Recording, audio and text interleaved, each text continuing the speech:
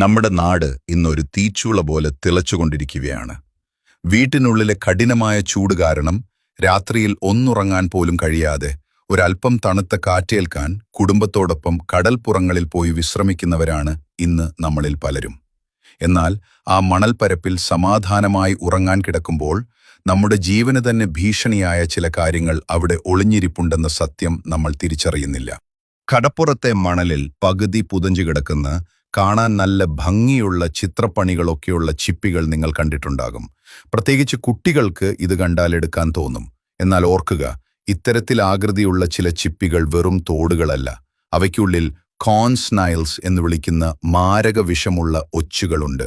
ഇതിനെ കൗതുകത്തിന് ഒന്ന് തൊടുകയോ കയ്യിലെടുക്കുകയോ ചെയ്താൽ അതിൻ്റെ ഉള്ളിൽ ഒളിഞ്ചിരിക്കുന്ന ഒരു കുഴൽ വഴി പാമ്പിനേക്കാൾ മാരകമായ വിഷം നമ്മുടെ ശരീരത്തിലേക്ക് കയറ്റാൻ അതിന് സാധിക്കും. ഗവേഷകർ പറയുന്നത് ഇതിന്റെ ഒരു തുള്ളി വിഷം മതി 20ഓളം പേരുടെ ജീവൻ എടുക്കാൻ എന്നാണ്.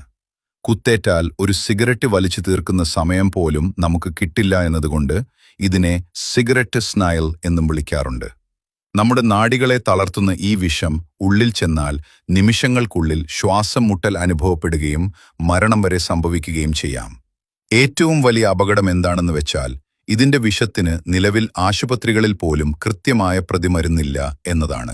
ഇതുകൂടാതെ രാത്രിയിലെ ഇരുട്ടിൽ കടപ്പുറത്തെ മണലിലും പാറക്കെട്ടുകൾക്കിടയിലും നമ്മൾ കാണാതെ ഒളിച്ചു നിൽക്കുന്ന വിഷപ്പാമ്പുകളും ചൊറിഞ്ഞു തടിക്കുകയും വലിയ വേദനയുണ്ടാക്കുകയും ചെയ്യുന്ന ജെല്ലി ഫിഷുകളും വേറെയുമുണ്ട്.